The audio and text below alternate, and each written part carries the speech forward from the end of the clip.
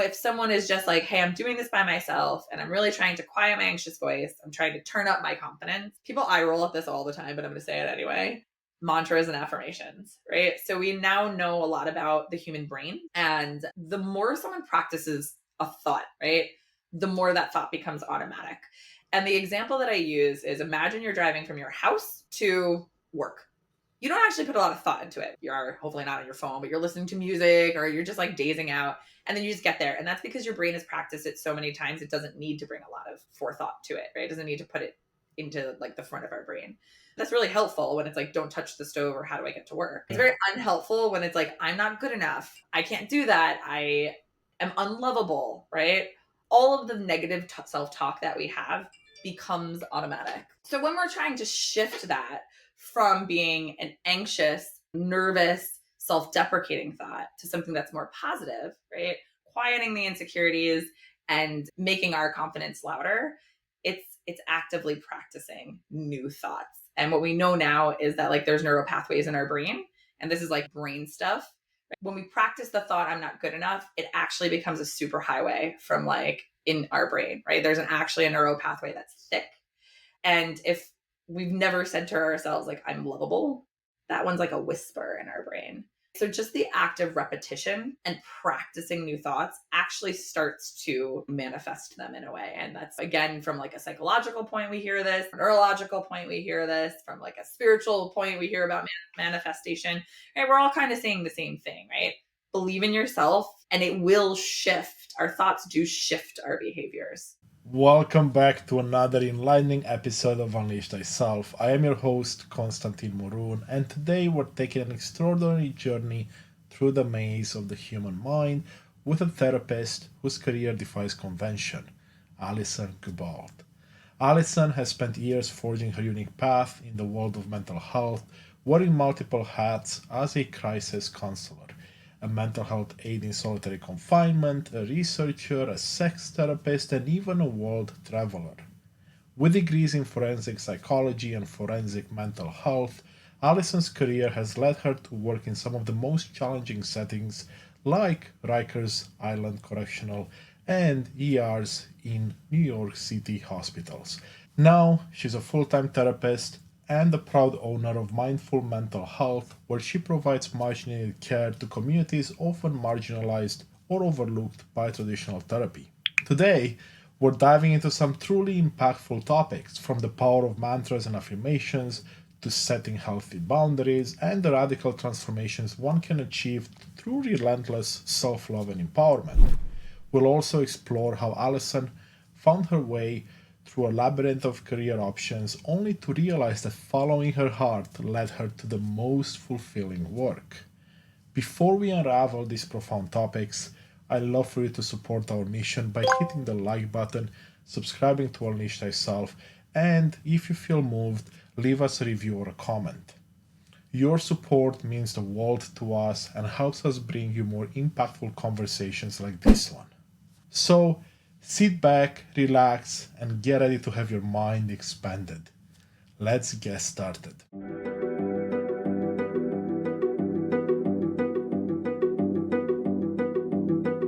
Welcome back to Unleash Thyself, the podcast that inspires and empowers you to unleash your full potential.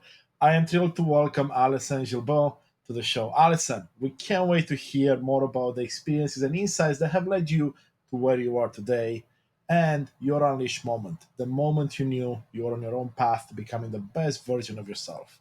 Allison, it's such a pleasure to have you with us. Well, thank you so much. I appreciate it as well. Yeah, so Allison, I know your journey has been amazing so far. I've had a chance to read more about it, and I'm excited to learn more about how you've gotten to this point today and how some of the challenges you face, how you overcome them, and how you help so many beautiful souls with their own struggles in life. Well, thank you for having me. I always think these conversations are super important. Yeah, I've had quite a ride on this journey.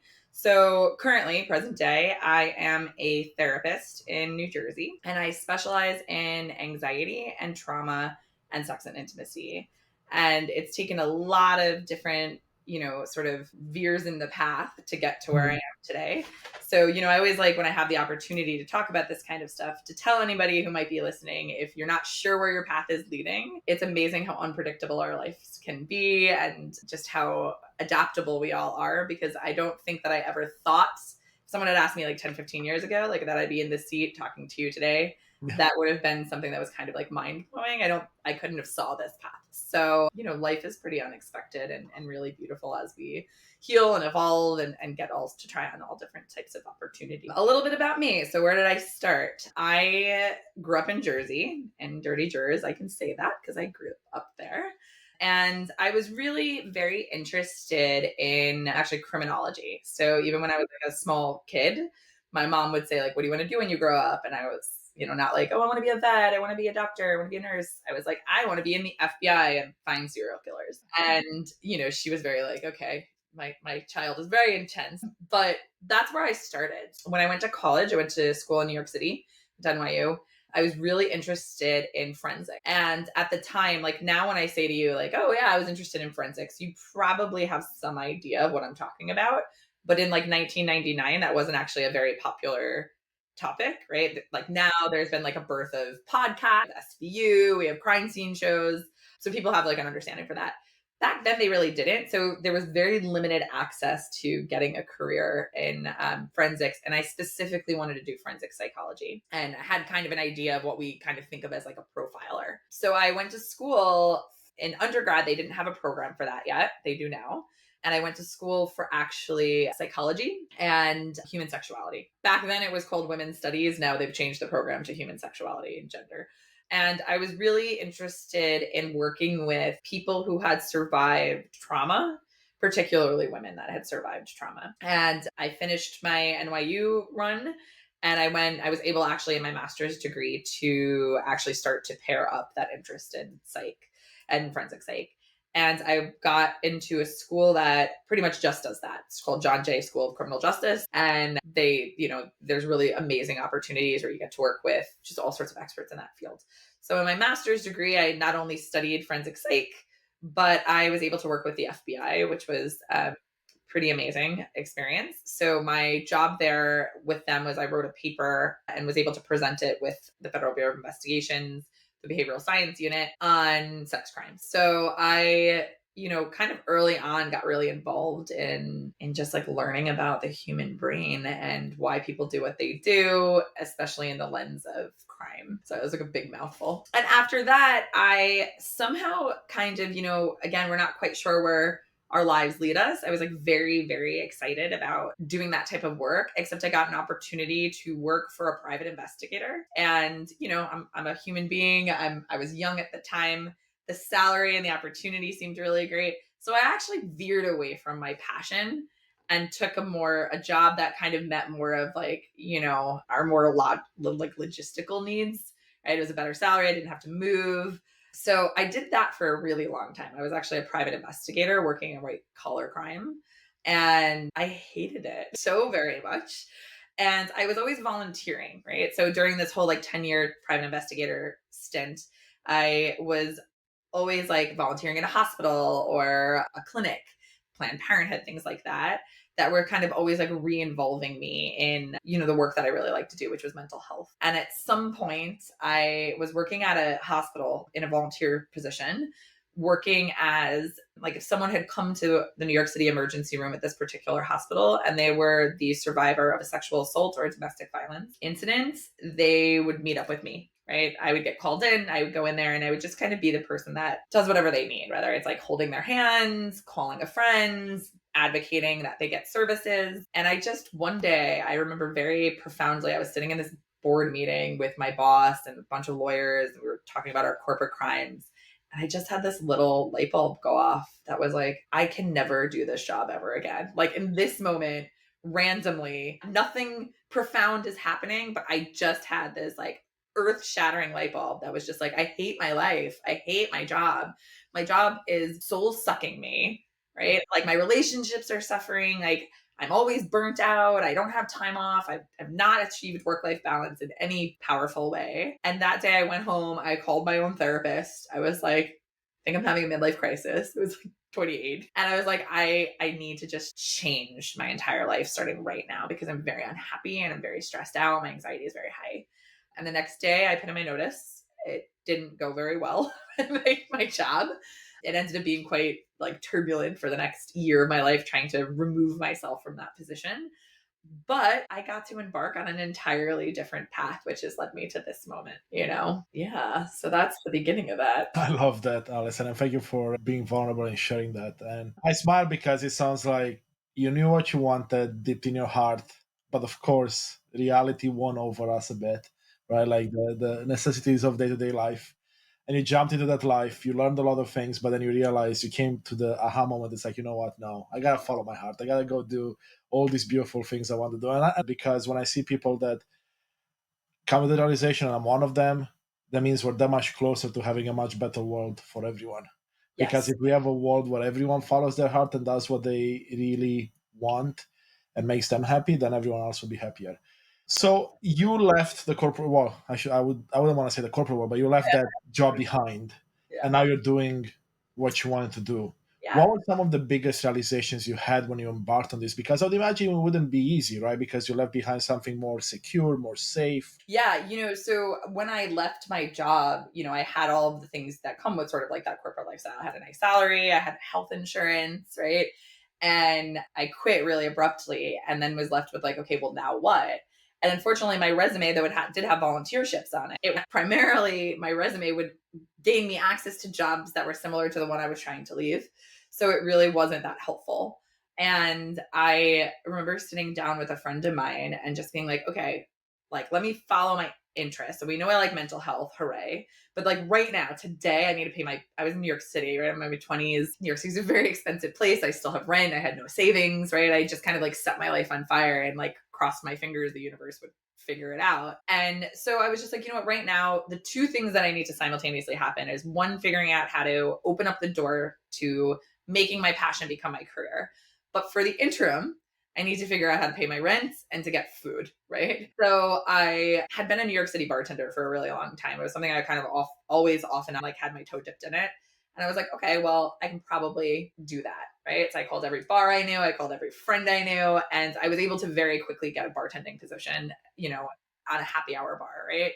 And, again, when you like pause at that moment in my life, now I can look back and smile and be like, that was a great decision. But in that moment, it was quite terrifying, right? I had just advanced degrees. I put myself through school. I have tons of student loan debt. I'm like, okay, I'm back to waitressing, right? Like that's Yeah. all this evolution. And like, shout out to the waitresses and servers and bartenders out there. It's a tough gig, especially in New York City. But that's not where I was expecting myself to be at that juncture. But it paid the bills, right? So, and unfortunately for me, though, I went to go get my license, right? Now I need a mental health license to do this officially. And very unfortunately for me, they had changed the licensing laws, and the degree which I had already lived no longer qualified me for a license. So I was in forensic psychology, and now they only allowed it to be a degree in forensic mental health. Right. To me, it was very like tomato, tomato, like mental health and psychology but the state did not see it that way. So I now then was up against a new juncture of having to go back to school. And the way that it works in the state of New York is they need you to do a practicum. So I had already done a thesis, which is how I got to work with the research in the FBI, but I had not done like an internship. So by the time this all kind of fleshed out, I was now in my like early 30s, right? Like we've taken a while to get here. And I'm now like learning not only my bartending at happy hour, I have to pay for more school, but then I also have to go work for free, right? And that's just like the trifecta of like, this is a kind of a bummer, right? And why I always share like this part of the story, and when I'm talking about my personal life and or to clients, I highlight this part because again, now I can say this with confidence in the aftermath of knowing it was a good idea. But at that point, it was just, overwhelmingly stressful, right? It felt really hopeless. It felt really like, how can I continue to do this? I'm already in my 30s. I think a lot of us have these like markers and what we think we're supposed to be doing in our life. Like, oh, I should be married by the time I'm this. I should be in my career by the time I'm this. I should be a homeowner by the time I'm this. And here I am. I'm like working for free. I'm bartending. I'm like renting. I can't believe I have to do school again. Pity party, woe is me. Like, this is the worst, right? And, I'm glad that I let those thoughts be quiet and the thoughts of like, but girl, you can do this like, this is what it is, right? There's no way we're in the long path. We're in a long path ahead of us. I really dug into that energy, and ultimately it paid off. What was interesting about having to go back to school is, so I sat with like the heads of my program, and they had all these little internships that I was to take. And for me, I felt like I was already really invested in a long-term career. I'm not 22. I really wanted to like go for broke and get like my dream externship.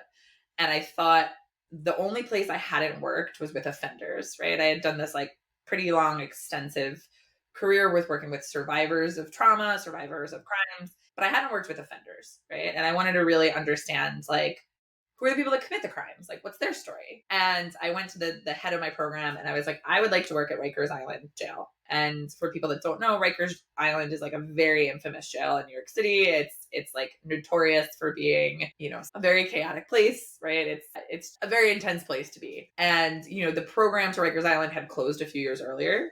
So my school no longer offered us access to it. And I can be very stubborn and opinionated when I want to be. And I had an entire career of investigations behind me. So I actually found the woman who used to run the program through my investigation skills, and like managed to wiggle my way into an email to her. And I was like, I know you've closed the program, but I'm going to pitch why I think this is a good idea. And I can't even believe it worked, right? And this is where I give my little bit of a speech of, our thoughts become things, right? So if I had just accepted, like, nope, this door is shut, that would be the end of that story. But instead, I got really flexible and creative, and I really leaned into like, how can I make something, how can I open a door for myself? And I don't believe manifesting something or wanting something is enough to get it, right? That story could have gone, I sent the email and she said, thanks, but no thanks. But I did position myself where I am opening up more opportunity for conversation and advocacy for myself and just confidence. Right. So in the end, she did give me the job, and she actually leveled up for me. So not only did I get the job, but I got the job at Rikers Island inside of solitary confinement. So wow. I was the mental health clinician, among others. There were clearly other people that worked with me in this one particular unit providing mental health treatment. Hey, it's Constantin here, and I want to take a brief moment to truly thank you for being a part of this incredible journey of transformation. You are the reason we are creating this content. I see you and I appreciate you. Your support truly means the world to me. I want to ask you for a small favor. I'd love for you to join our mission by hitting like, subscribe, or leaving a thoughtful comment or review. Your engagement helps others discover these insights, and together we can continue to unlock the power of authenticity and personal transformation. And if you want to reach out directly to me, send me an email at constantin@unleashthyself.com. I value any and all feedback. Thank you for being a part of this movement. Now, back to the episode. That's a powerful and inspiring story. And I love how you said that you didn't allow those voices when you were at your lowest to overcome you and to overcome your limiting beliefs and keep you where you were. What would you say to people that are maybe struggling with keeping those voices down when they are in a situation like that? What have you seen work for others or even yourself to quiet those voices and push through even though you may not yet see the light at the end of the tunnel? Yeah, that's a great question. And I love talking about this stuff. So, I kind of have my first answer. If you can find a therapist, that's always a great idea, right? And why I like a therapist is, so, therapy to me has way less to do with, like, I'm not an expert of anyone's life, right? I have all this training and how to talk to people and ask questions. But at the end of the day, you are the person that can figure out your own life. But what's nice about a therapist is they're objective to your life, right? So it's like hard when you talk to a sister or a partner or a friend. You may be even subconsciously sort of, I'm thinking about breaking up with my partner, but I don't want to tell that to maybe my mom, because what if I don't break up with my partner and then they end up at Thanksgiving dinner together, right? So something like a therapist can help you identify those voices and really speak them into the world so we can look at them and evaluate them in a way that you don't necessarily have access in other parts of your life. With that said, I do realize that therapy is not for everybody. Not everybody has access to therapy. So, if someone is just like, hey, I'm doing this by myself and I'm really trying to quiet my anxious voice, I'm trying to turn up my confidence. People eye roll at this all the time, but I'm going to say it anyway. Mantras and affirmations, right? So we now know a lot about the human brain. And the more someone practices a thought, right? the more that thought becomes automatic. And the example that I use is, imagine you're driving from your house to, I don't know, insert somewhere you go, work. You don't actually put a lot of thought into it, right? It's like, you're hopefully not on your phone, but you're listening to music, or you're just like dazing out, and then you just get there. And that's because your brain has practiced it so many times, it doesn't need to bring a lot of forethought to it, right? It doesn't need to put it into like the front of our brain. Well, unfortunately, that's really helpful when it's like, don't touch the stove, or how do I get to work? It's very unhelpful when it's like, I'm not good enough, I can't do that, I am unlovable, right? All of the negative self-talk that we have becomes automatic. So when we're trying to shift that from being an anxious, nervous, self-deprecating thought to something that's more positive, right? Quieting the insecurities and, making our confidence louder, it's actively practicing new thoughts. And what we know now is that like there's neural pathways in our brain, and this is like, brain stuff. When we practice the thought, I'm not good enough, it actually becomes a super highway from like in our brain, right? There's actually a neural pathway that's thick. And if we've never said to ourselves, like, I'm lovable, that one's like a whisper in our brain, right? So just the act of repetition and practicing new thoughts actually starts to, manifest them in a way. And that's, again, from like a psychological point, we hear this, a neurological point, we hear this, from like a spiritual point, we hear about manifestation, right? We're all kind of saying the same thing, right? Believe in yourself and it will shift. Our thoughts do shift our behaviors. I love that. I love that, Alison. And I can resonate 100% because it's so easy to look at examples in one's life when you start thinking about something and that's all you see in your life. And then when you start looking, like you said, to the negative elements and you realize, wait a second, I've done this all my life. Of course, it's going to be easy to continue doing it. So the tough part is to change that. And from a psychology point of view, from where you stand, how much repetition does one need to be able to reprogram those neural pathways to actually make the change, a long lasting change? Yeah, a lot. And that's where people get stuck, right? So, if we're just talking about general patterns, right? The absolute minimal of research has showed is we have to pattern something for 30 days before it even becomes a whisper of a habit, right? And so if we're talking about like changing our brain chemistry, really leaning into confidence, having a new perspective of the world, that's going to take longer. An example I give is like, okay, learning how to do a push-up is hard. So like not an easy thing if you've never done a push-up, but if you've been doing a push-up for 30 years incorrectly in the wrong form, and now suddenly you have to learn the new form over again, it's actually going to be harder. So it's not even like we're talking about someone who's very young, right? A child. That's why I love doing child psychology. That's not my specialty at all, but it's like, yeah, let's get them when they're little and not teach them to dislike themselves, right? Like let's start at age 6 and just give them all of the wisdom and self-confidence. But most of us in our 20s, 30s, 40s, 50s, have missed that. And we're now unlearning negative thoughts and relearning positive ones. So it really does take a lot of commitment. When I work with clients one-on-one, I ask them to commit to a minimum of 30 days of when they brush their teeth, just saying one nice thing about themselves, right? Like get in front of the mirror. I don't even care if you believe it. You don't have to believe it. That's not the exercise right now. One nice thing. And it can be like the cliche, like I am beautiful and I am lovable. If that speaks to you, do it. But if it doesn't speak to you, I'm doing the best I can. That one works just as well. It's just really starting to practice shifting, becoming aware of our thoughts and then shifting them. And I love your broad awareness part because it keeps showing up in every aspect of my life.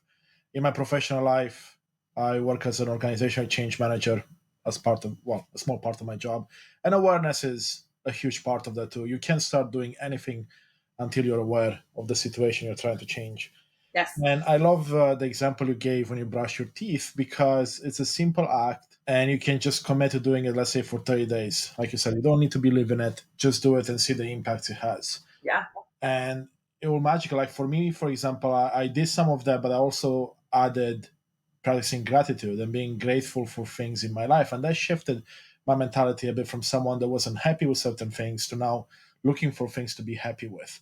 And I would imagine, and I'm curious to see your take as a psychologist, how much similarity is between those type of behaviors as well, right? Because it's all about talking or thinking positive things, which will result in more positive things showing up in your life. I just went to Bali in October, right? And I had never been to that side of the world. And the country is mostly Hindu, right? And I was not very familiar with the Hindu religion. But something that they did that I noticed in Hinduism, or at least in the way that it's practiced in Bali, is every single morning they wake up and they pay gratitude their entire life. So each and every human, right, and within the culture that I was within, would wake up and they would leave offerings, and they would leave offerings to their kitchen for creating food, to the sun for shining, right, to the broom for cleaning the house. They would go out into their altars and they would put, a tribute to their ancestors, right? Now, you don't have to connect to the spirituality of Hinduism, right? I didn't convert. I'm not asking anybody to convert to the religion. But that practice was mind blowing to me. And the place I noticed that the absolute most is they do this as a family in the morning, and then the school children go to school. They do it at school. But then even at the hotel, one day I was waiting for, a cab to come pick me up. And I noticed that basically that's what they do before they go to work, right? So they come in and they all meet as like a little meeting, and they say thank you to the customers. And as I was watching this tradition in their culture, I was thinking about all of the jobs I've had in my life, right? And I was particularly thinking about being a bartender. We would often show up at 9 o'clock at night. Our shifts was like 9 p.m. to 4 a.m., right? It's like an ungodly hour. And we would immediately come in and complain, right? Like, this customer's here again. It's so sticky. I'm so tired. I didn't get a good night's sleep. And it's like, that does set the tone then for the shift in you have, right? So just watching the practice in this application of gratitude really like dug in just how influential it could be to our perspective of the world, right? If I instead came into my shift and I was like, wow, thank you to my coworkers. It's so nice that there's customers here at all. I'm so fortunate I have a job, right? Maybe my distress tolerance would have been different if someone, was, being extra asking for whatever they were asking from, right? It's like it does sort of shift just our relationship to the world, right? And so it's like, again, you don't have to do this from a spiritual point of view, but you can just do this in an everyday, like I'm waking up and, just a little habit of being thankful for anything. And that can be something grand, like I'm happy for my family, right? I'm happy for opportunities, but it can even just be something as small as I'm have gratitude that I get to eat an egg this morning, right? And I have food. And see, when I tell this story to clients and I ask them to start to incorporate gratitude into sort of their own mental health healing, what I say to them is like, try and then really connect to your body, right? I'm gonna wake up and I'm thankful in my shower for how good it feels to have hot water on my back, right? To just walk out and be squeaky clean. And then just check in. Did my stress level go down a little bit? Right? Most of the time we're going to say, yeah, it did, right? Like it does feel a little less angsty, right?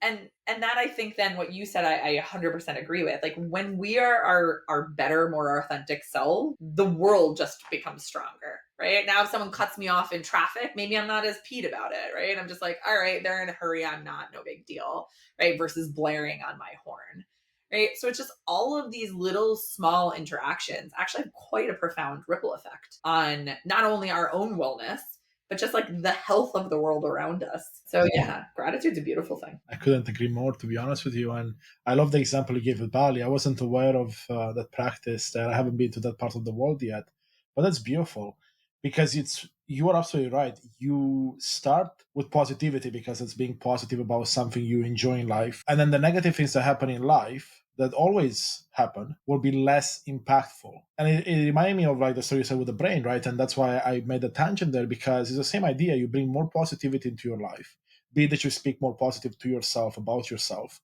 or be grateful, or do an act of kindness for someone.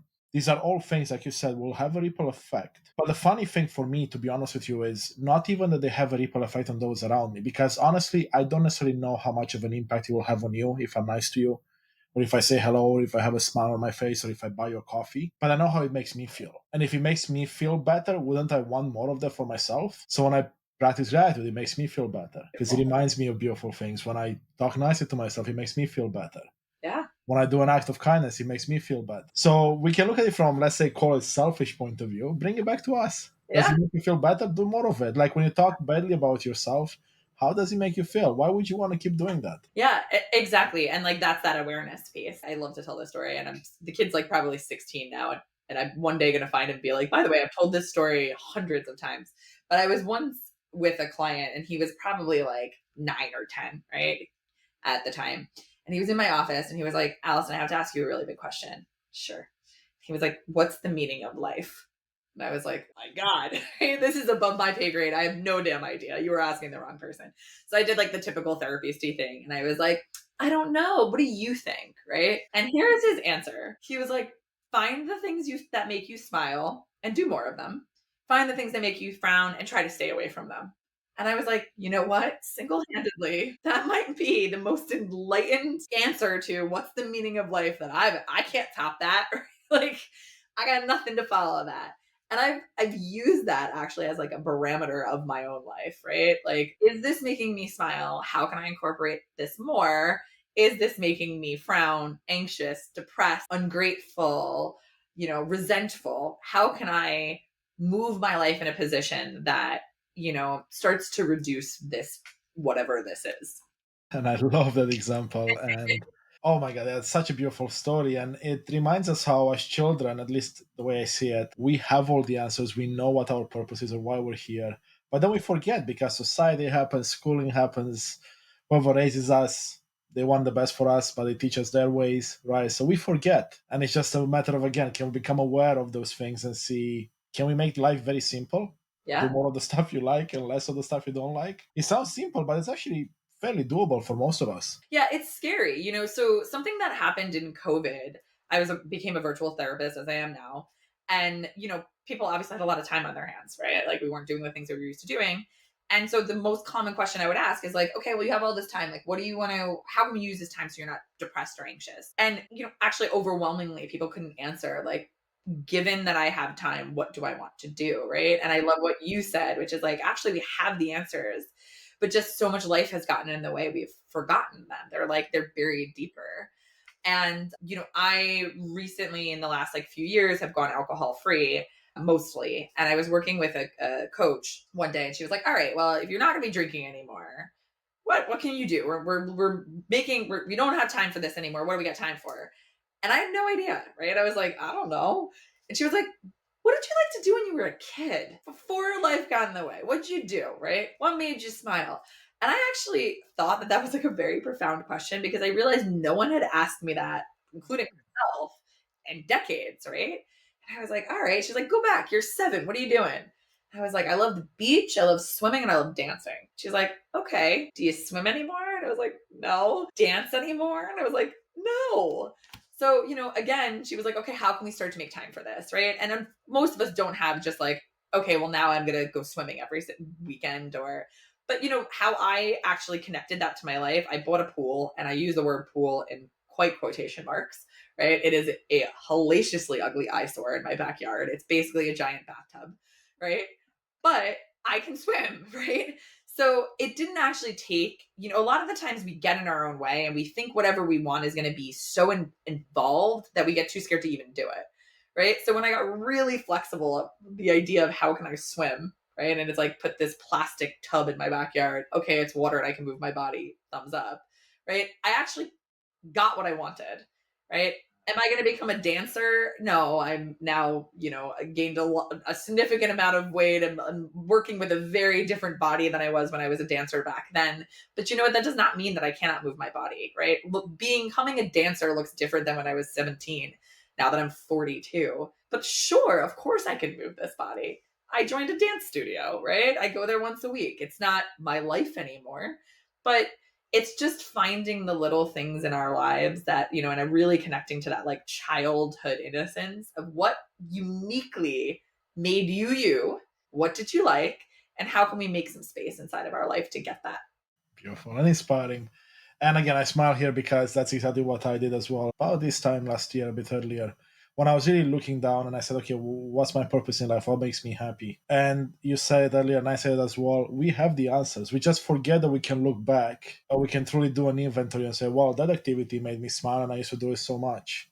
or Hmm. that action made me smile or made others smile, so I want to do more of that. And once you sit and realize that and you do that exercise, I mean, it's first of all, it's fun to go back and think about it, I would imagine. And second, it gives you so much more power. It gives you the power, takes it away from everything else that you put it in. But I wonder, from your experience, how does trauma impact this? Because I would imagine people that have more severe trauma, and I know all of us have some form of trauma, may have a harder time looking back and finding those joyful times because there's so much negativity surrounding them. Yeah, trauma, when we're talking about like chronic or acute pervasive trauma, it's going to shift a lot of this healing dialogue, right? So, usually when I'm working with someone who has had a traumatic background, the place where we have to start is rebuilding safety and trust in themselves, right?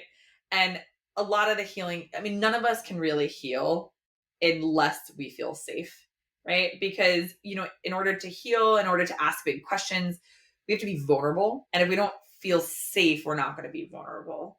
So, there's a lot of work that kind of has to set someone up first before we can get into the more explorative stuff. And that's a lot of like looking at patterns that we no longer need, right? If we have a trauma history, and maybe that's just like fight or flight, not trusting other people, right? Like there's a lot of things. Our bodies are really adaptive. Our brains are really adaptive. When we're in a constant state of danger, we do really amazing things to protect ourselves. And when the danger is over, a lot of the times it takes a long process for us to unlearn and really connect to the safety rather than the fear. That's a long process, right? It still can be done, right? This is my specialty. I've seen unbelievable people come out of unbelievable things, but asking like, "Hey, let's go back to your childhood and like think of the things that made you happy." That's a bit of a privileged question, right? There is an inherent assumption there that there were things that made someone happy. And if someone's like, endured an abusive childhood, for instance, they may not have the answer to that, right? That doesn't mean that they can't ask it now. It's like, okay, let's honor that you experienced something that didn't allow you to ask that question. That was too unsafe. It was impossible for you. But right now, let's reconnect to the safety and let's start to think like you were a kid, right? Were there things maybe you noticed that you wanted but you didn't get, right? Like there's still the child in you that we can connect to. It just kind of comes from a more gentle lens. And I usually like, just put it in an envelope of self-love and self-compassion and understanding. That's beautiful. And I know you talk a lot about self love, so maybe we can shift to that. Sure. And I know most of us, if not all of us, can do more on that front, on the self love. And I know we touched on that already a bit with talking nicer to ourselves and getting to that habit. But how do you see self love from a, let's say, a therapist point of view versus just like you as a human being, the same as all of us? Is there like a difference between that? I think it is. I think when we talk about self-love, it's very like self-love and self-care are huge buzzwords, right? Like you can just go on Instagram and you're gonna see like self-love, but real self-love, real self-care. And I'm gonna they're not interchangeable, but I think they're very interconnected. The Venn diagram of self-love and self-care is really huge. Something I say to my clients is like self-care isn't bath bombs, it's having boundaries, right? It's like self love is not only knowing ourselves, but being able to assert ourselves, being able to ask for what we need, giving ourselves permission to just have need, right? I see so many clients, especially anyone who's kind of had a lifestyle where they had to take care of people, right? Maybe like a mom, their needs kind of get thrown out the window. And then at some point they forget that their needs are even there, right? And like self love is reconnecting to those. So I think, to the question, like, okay, what's the layman's perspective of self love versus mine? Self love, for me, I would say self love takes work. And I don't know that that's always so obvious, right? It's like, wait, well, what do you mean I have to have boundaries or say no or not overwork myself? All these things that we just kind of, acquire over the course of our lives, these ways in which we operate gets to sort of get renegotiated. And I think that's really hard for a lot of people. Self love's tough and it feels like it shouldn't be, right? Yeah. That's a beautiful answer. Thank you for that, Allison. Let's talk about boundaries because it's something I've struggled with most of my life, setting boundaries with my professional life or within my professional life, my personal life, and anything in between. How does one even begin that work? Because, of course, I would imagine it starts with awareness again, being aware you haven't set the proper boundaries. But how would you define that? And where would you start, would you say? Great question. I'm going to go with where would you start, right? So, again, back to that awareness, right? Noting how we feel about something gives us much more insight and clues into where we might need boundaries, right? So, as an example, right, if I'm going into work and I'm starting to feel burnt out, how might I notice that? Well, maybe I'm yelling at my kids more often, right? Maybe I'm not attending to my adequate daily living. I'm not taking showers as much. I've skipped meals. My sleep hygiene is crap because I'm at the office all of the time, right? And if you're gonna like check into your emotion around that, it probably at least is frustration, possibly leveled up to anger. Maybe we're at full blown resentment, right? If we're feeling those kind of emotions, those are good like check engine light moments, right? Maybe I need to renegotiate something. And to me, like the way I define boundary is a little bit like using the word renegotiation, right? Like, okay, well, I need to have a conversation here about how this isn't working for me at work, right? And so, insight and then renegotiate what it looks like. And the same thing with like a partnership, right? If every time I'm going to my kitchen and I'm noticing the dishes in the sink and I'm starting to feel really angry about it, right? That's a good indication that it's not working for me. And if it's not working for me, that's where boundaries come in, right? Like I need to now have a conversation about how this isn't working for me. And ultimately, it's kind of what a boundary is, right? The proclamation of this isn't working for me anymore. I need to shift to this. Yeah, right. Because I mean, that's a really good explanation, and it puts things in perspective even more. Because the way I heard it in the past as well, and the way I looked at it is sometimes a boundary is almost like putting a wall between you and something you don't want. Yeah. But this is even taking a step further, and because if you put a wall, I mean that the problem that you're trying to deal with is still going to be there. It's like you're hiding behind the wall, but it's more about addressing it in a way that's constructive and can get you away from having to interact with that or reducing that problem that's behind the wall, so to speak. So I really like that approach because that way then you can tackle anything. And what I would imagine the example with the dishes, to me, what I've seen in my life, because that was something that came up a lot, maybe it's a matter of choice too. Like, do I want to choose to allow that to bother me? And if it bothers me, unless say my partner or roommate doesn't deal with that, well, then I have a choice. I can go and do them because it's something that bothers me. Or like you said, you can have the conversation and see if you want to make a big deal out of it or if they can respect your boundaries, so to speak, and deal with it. Yeah. But I wonder what your take is on having that conversation with yourself first and then with other people or having both of them. Because it's almost like I would see it as me making a choice on how I want to proceed further. And it could be either one or both. Yeah, and maybe situational because I think, I think the relationship in which the person, you have with the Yeah. person probably matters. And I don't mean that as a, like, are they your friend or your partner or your roommate, but just like, is this person particularly open-minded to hearing these types of conversations might change, how much work you have to do first. Something I do with clients is, if we're talking about, I'm going to have a difficult conversation, whether it's over dishes or something, much higher. I'm like, okay, write it out first. All the things I'm feeling and just go like rogue, right? No edit, just write every word that comes to your mind as angry as you want it to be. And then we're going to bring it back into session and we're going to turn it from something that's just internal to something that someone can hear, right? Because our effective communication is not just what we have to say, but it's can this person hear it? And we want the person to hear it, right? Like we want that combo. And I love what you said. And I have sort of a similar kind of way, like conceptualization of it, where I always say to clients, like, okay, like the dishes are making me angry, right? So I'm like holding a ball now, right? And I'm like, okay, I'm going to hand this to you. The dishes are making me angry. I want you to do your dishes. Now you have the ball and you can look at it and be like, okay, got it. I'm going to do the dishes now. Or you can be like, yeah, I don't care. That ball back, right? And so it's like, just because we're going to assert a boundary doesn't mean that the person is going to be receptive to the boundary. So that's why we have to kind of have a little bit of a back and forth. But where our internal insight matters is like, what is our non-negotiable, right? I mean, you get the ball back and you're like, you know what? Is this something I could be more flexible on? Maybe I can just do the dishes, right? And it's okay if that answer is yes. And it's okay if your personal answer is like, no, this is just too much for me. So it is sort of this constant, that's why I always use the word negotiation, right? Renegotiation of like, where can I compromise? I'm drawing the line. And then the other thing that we're talking about boundaries in this kind of work that matters a lot is usually it's not really about the dishes, right? It's like most of us, we're looking at the dishes and we're like, I can't believe they didn't do it again. I'm not feeling seen or I'm feeling overwhelmed, or I've said things that bother me and it's gone unnoticed, right? So that's the other part that kind of matters to all of this is like, what's the deeper pattern that's happening? Because we all have patterns and we all have triggers, right? I used to have a couples therapist that I would go into with my partner, and we would be like, okay, we got into this fight. And he'd be like, I don't care about the details. What's the feeling?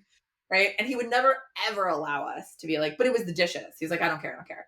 And that was actually phenomenally frustrating to me. I've thought about this man like hundreds of times in the last 10 years. And I actually think it was one of the most valuable advice I got, right? Like, it's never about the dirty socks on the floor, right? It's about you're feeling something deeper. And, a lot of the time that trigger is even more than just the partner, right? It's like, maybe this is like, I didn't feel seen by my parents either. So, when we're talking about self-love, self-care, boundaries, right? It's like, this is all deep work, right? It's all there's this big interweb in there.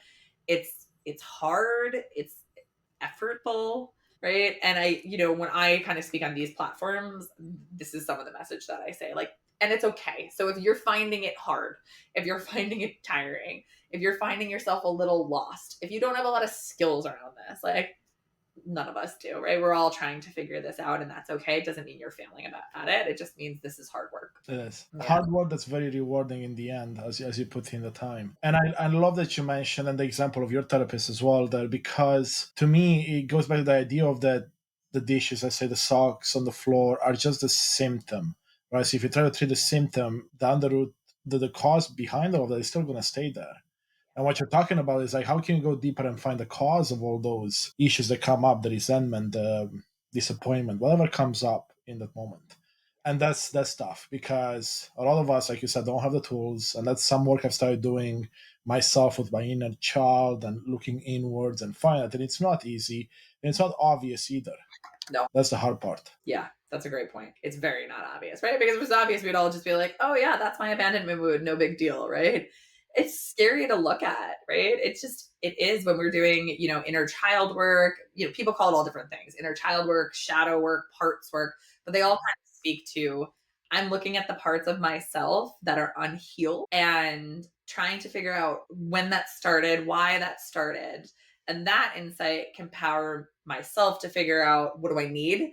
And then when I figure out what do I need, I can figure out how to get it and ask for it. And then once I ask for it, I can then move on, right? Like, that is a journey, right? It is. Wow. Yeah. It's beautiful. But it is rewarding because I can only give myself as an example.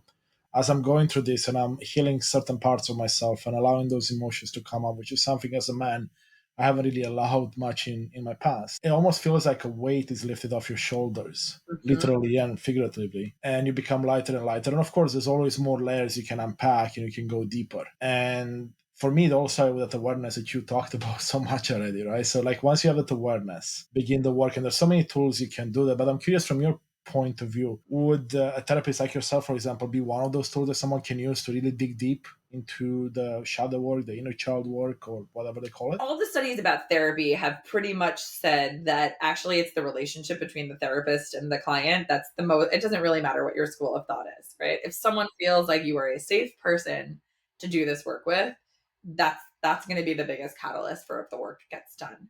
And, with trauma clients, it takes a lot longer, right? With people to do any type of this work, it takes a long time. With trauma, it takes a lot longer. But that's where, like that cliche, like trust the process. It's like, unfortunately, that's actually true. We go as fast as we're ready to go, right? There's no like, okay, this is our trauma dumping session and we're all going to sit and you're going to tell me all your stuff. And then next session, we're going to do inner child work. And then, 6 sessions down the line, you're healed. Godspeed. It's like, to bring awareness to this stuff is painful, and I like what you said. I just recently went on vacation and I got a massage, and it was one of the most painful massages I've ever gotten, to the point where I was like on the table thinking, maybe I should tell her this is too painful, right? Like I actually am like gritting my teeth. But when I left, I was like, oh my God, butter, right? Like this is the best I've ever felt.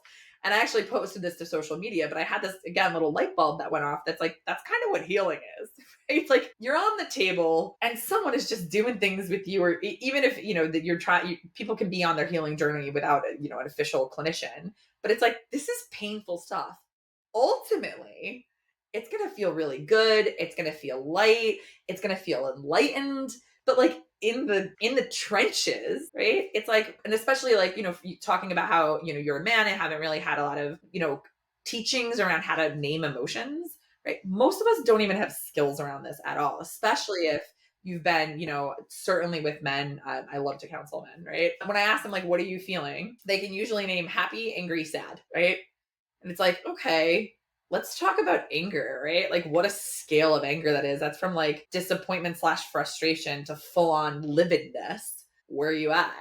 Right. So there's a lot of, not only is this going to be painful and hard, but just the learning that's inside of it, all of it is really difficult as well. And that we have to keep the eye on the prize, which is, I promise at the end of this story, right, there's going to be sunshine and rainbows. It's just like, we kind of got to get through the clouds first. And that's where, people that are willing to hang on through that tunnel, it's like, it's beautiful. But I understand why people get frustrated or stop, or why it's too scary to keep going. And I've been there many times myself in my life, right? Until I really put my eyes on the prize, so to speak, like me being a better version of myself, happier, Yeah. more joyful, a better person to be around, someone that can inspire others. That's really when it all clicked. I'm like, okay, so then I do the work because this is what I want. And it's not that I'm fixed in my expectation around what I want, but I have a more clear picture and vision in mind.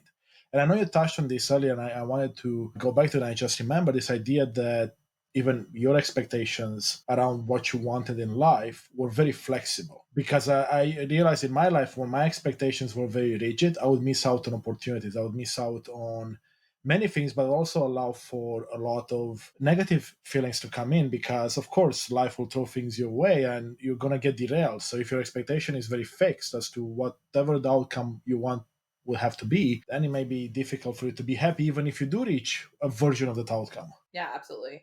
Yeah, and two important things there. One is like, life is going to throw you curveballs you weren't expecting, right? So I always say, like, our distress lies between our expectations and what we get, right? Like, we have to stay flexible. And the example I always use is, hey, we all just went through a global pandemic, right? I was a COVID bride. I was getting married when I would turn 40, 30, 40, 39, whatever it was. And I was like, I've waited this long and it's going to be my wedding. And then it was like, there's a global pandemic. And guess what? That looked way different. We had to cancel it a few times in the end. And so imagine how heartbreaking that could have been if I had had a really rigid, like, but this is my wedding or else, right? Instead, I focused on like, hey, look, I'm so lucky that I have all these people who have survived this pandemic, right? People are videoing in, people are just sending me their good wishes from afar, and really shifting an expectation, right? And so, that's like I think we can all envision what a wedding is supposed to look like, and have a concept for what doesn't. But like, that applies for all of our lives, right? Our jobs are going to look different than we thought they were, right? Our homes are going to look different. I had my therapist once told me, like, never put a goal, stop using the word goal and substitute it with the word experience, right? So like, right now I'm writing a book, right? And he's like, okay, well, if we focus on the book needs to be published and this many copies need to be sold by 2026, if that doesn't happen, you're going to feel like a disappointment, right? You're going to feel like you failed. What if we're just like, I'm going to experience what it's like to be a writer in this world, right? That doesn't really matter. Then the control is really internal. As long as I'm putting a pen to a paper, I've hit a check mark, right? And so, I think what I say to clients pretty much obsessively is, like, they call it like one of my Allisonisms, is as long as we are flexible, creative, and patient. Those are my big three. You can get anything you want. You cannot say, I want to become a millionaire and then tomorrow become a millionaire. I can't just say I'm going to marry Ryan Gosling tomorrow and then thus he's my husband, right? Like, life does not work that way. But if you're looking for the need, right? I want a home, or I want love, or I want to feel passion in my work. Those things we can always connect to with enough, again, flexibility, creativity, and patience, right? Absolutely. I love that. For me, it's the idea of intention versus expectation. And I like the idea of a goal as well, and the vision too. Like in the example with the book, very similar to mine when I started this podcast. At the beginning, I was like, oh, I want to have this many viewers over this much time. But then I realized the value it brings me from having these conversations, a conversation with you right now. I'm learning so much. It's challenging some of my own beliefs, and it's giving me access to so much information. And I'm like, wait a sec, I'm doing this for me, first of all. And if it gets to be seen by others, which it will, or listened to by others, There's just a cherry on top of the cake. So I'd imagine we're writing a book is the same thing, because I would imagine when you put a pen to the paper, you're getting so much out yourself. It's likely a form of therapy. I've heard that saying many times. And you're learning a lot. And you're Absolutely. allowing your creativity to come through. And then the rest is just a bonus. And it will happen if you make it through when you publish your book and you do all those things, right? And people can replace it with anything, right? You don't have to have a podcast to write a book. It could be any of your passions or anything that makes you happy in the end. Absolutely. Let me ask you this. I wanna take it in a different direction for a second. When you quit your first big job and you had to go back to waitressing, and then you got thrown the curveball to now have to go back to school to get this, and you're at your lowest. Imagine your current self could time travel to that point in time and coach younger Allison to have a bit of an easier time in that moment to navigate the lowest of lows. What would be some of the pieces of advice you would give yourself? It would be a nice, simple little mantra, and it's going to work out. Right? Like, so something that I have three mantras that I say to myself obsessively. So one is it's just going to work out. Two is my anxiety lies. And three, you can do tough things. I think I had to go through the dark tunnel to have those light bulbs. But if I could go back and like sit down with like 28-year-old me, those are the things I would say. Like, this is going to work out, right? And this is going to work out is really vague. It doesn't mean you're going to get the job you want, or, the relationship's going to work out. It's just like, this is going to work out. We're keeping it vague. You'll be fine. Like, you're gonna be fine at the end of it, whatever the journey might be. Exactly, right? Beautiful. I like that. Yeah. So, and just that thought challenging. It is very much so, and I like that, because anyone listening to this can apply that, and it's a similar mantra to what I have. But I'm really curious on the second one you mentioned there. My anxiety lies. Can you expand on it a bit? Because that's powerful too. That's deep. Yeah, so part of the reason that I think somewhere along the line I became a therapist, I had hellacious anxiety when I was young. And, I grew up in the 90s, 80s baby, but I had high school in the 90s. And like, anxiety wasn't a thing. I actually ended up in the ER one day. I had such a bad panic attack. I got rushed to the emergency room, and they were like, "You had a panic attack." And it was like news to me. I was very embarrassed by it. And then nothing else happened, right? Like, no one got me a therapist. I didn't try medication. So I went really like undiagnosed, unmanaged anxiety really until I was in grad school, when I was like afforded through my school and program a therapist. And something that I have, and so like, it's part of the reason my specialty is anxiety. I connect to this so well. I know what that's like. It's a horrible feeling to be anxious, right? And certainly suffer from something like panic disorder. But my anxiety is, first of all, very ruminative, right? And that just means like cyclical. Like, it's constantly telling me the same thing over and over. And the things that it's telling me are never nice, right? It's like something will happen, and I'll be at a party and I'll say something, and I'll go home and I'll be like, "Oh, I said that thing and it sounded stupid. I sounded so stupid." And I will obsess about it. It becomes really obsessive quickly.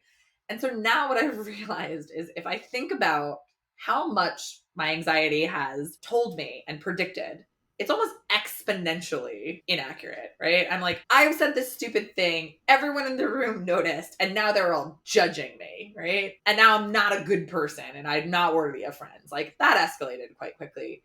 And the truth is, like, no one even noticed, right? Everybody was in their own life, their own thing. And I said this thing, it fell away. Maybe someone for a moment was like, that was a silly comment. And then no long-term effect. I will constantly say things like to myself, this isn't going to work out. I'm not going to make that goal. And yet I do, right?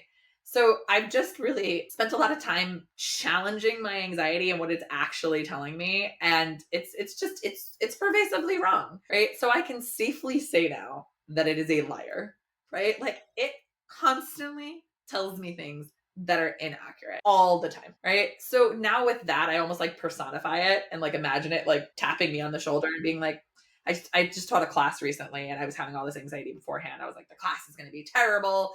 No one's going to get anything of it. And it's like tap, tap, tap. And it's like, you again, you terrible liar, And in the end, the class was beautiful. It was a beautiful class. We shared a wonderful time. I got a lot of positive feedback. So, that's just, but I have to, even now, even as enlightened as I feel like I'm more enlightened than I was back then when I was suffering from horrible panic attack. I promote this for a living. I still need to practice that, right? You asked earlier, how long do you need to repeat these things for? I'm probably repeating my anxiety lies to me until my last waking breath, because I need a constant, it's a very pervasive energy. It doesn't want to be kicked away by anxiety. So I have to constantly be kicking it away. It's almost like reminding yourself and going back to that positive. Thank you for sharing that. Yeah. I'm curious if you can tell us a bit more about the Mindful Mental Health organization that you've started and the work you do today, where people can find you. Yeah, so I have a practice. It's actually I'm proud to say it's been full for a long time, so I'm not currently accepting clients. But what I have tried to do in a similar way as you, I believe the more we all share our stories, the more normalized this all becomes. And then we don't feel so alone. When I was experiencing all of these epiphanies, all of this anxiety, it felt really, really isolating. I felt like I was the only person on earth who was having all these thoughts and these feelings. I don't believe that now, right? So I surround myself with other people who are sharing their stories of how they overcame things. And so, I'm starting a podcast in a few months, but that's to be determined later. But I have a social media presence and a newsletter, and it's all free. Basically, I realize people can't necessarily access mental health treatment. Obviously, Instagram, social media, these things are not replacements for therapy. But because I have I have limited access to people who can sit with me one-on-one, I share a lot of mental health content, how to overcome anxiety. I try to give it practical tools, right? Not like, yes, I have these conversations, but like, hey, here's an actual grounding mechanism. Here's what you can try at home. And that is pretty much all of my handles are a note from your therapist. So my website is a notefromyourtherapist.com. I try to monthly put up new resources that are totally free. I just wrote one that was a visualization on connecting to your higher self that I'm hoping to post tomorrow. So that's a great way to connect. And I try to build community around there because I do think the stronger our community is, the better we all do. Yes, absolutely. Love that message. Thank you, Allison. So before I let you go, this Yeah. has been such a beautiful conversation. But is there anything else you'd like to add? Something that we haven't talked about that may be very relevant right now? I think we covered quite a lot. The thing I always just like to kind of, if you've heard nothing else from me, just keep going, right? Like that's what I tell people. We often hyper focus on this moment, and this moment is one bleep in our entire, timeline. I really love there's a Buddhist philosophy called the idea of impermanence. Nothing stays the same. So if you're having a great time in your life and you're feeling like you're nailing it, keep going. But especially if you don't feel like you're nailing it, if you're having a struggle, this too shall pass, right? And I do just like to just hyper focus on that message as well. I love that message, and that's something I pass on as well. And that goes for both good and bad things. So enjoy the good things as much as you can and keep going. And with the bad things, know that they will pass too, and good things will come again. I love the message, Alison. Well, thank you again for taking time to chat with us. It's been a pleasure. And to the audience, thank you for listening, and hope you have a great day. Thank you. Great. Thank you for this. Thank you so much for joining us on this exploration of personal transformation. Your presence and engagement are at the heart of what we do, and I sincerely appreciate you, your time, and thirst for knowledge, inspiration, and empowerment. Please consider showing your support by hitting like, subscribe, leaving a comment, or writing a review. Your engagement not only fuels our mission, but also helps others discover these insights. For more daily guidance on personal transformation across the mental, emotional, spiritual, and physical realms, be sure to visit our website at unleashthyself.com. You can also find us on Instagram at Unleash Thyself Today, TikTok and YouTube at Unleash Thyself, and there we post daily content designed to inspire and empower you on your journey. If you have any specific thoughts, questions, or feedback, I truly value your input. Or if you'd like to have a conversation with me or work with me, please feel free to email me directly at constantin@unleashthyself.com. I would love to hear from you. Together, we're building a community united in authenticity and purpose. Once again, thank you for being a part of this movement. Until next time, continue to embrace your true self and live a life on purpose, with purpose. See you in the next episode.